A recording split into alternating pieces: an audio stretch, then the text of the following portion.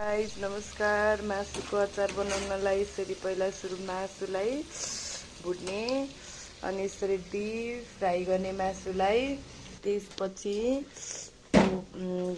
रातो खुर्सानी, हरियो खुर्सानी, अदुवा, लसुन अनि यो तोरी, जिरा, मेथी, टिमुर अनि यो पेस्ट जेको भयो नि सिलाम तिल, यो चाहिँ तिलको पेस्ट यसरी रेडी गर्ने। यसलाई मिक्सरमा अब घर बनाउने लसुन र अदुवालाई भुटेर अब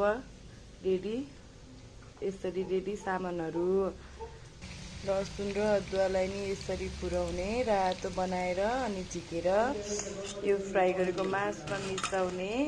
खुर्सानीलाई यसरी रातो बनाएर मिक्सी गर्ने।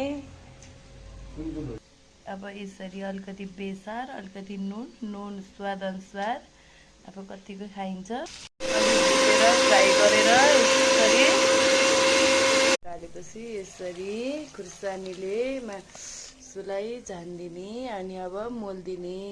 सबै थोक मोल्ने अनि कागज यसरी निचारेर हाल्ने 2टा जति डिब्बामा स्टोर गर्ने। हाम्रो रेडी भयो मासुको अचार।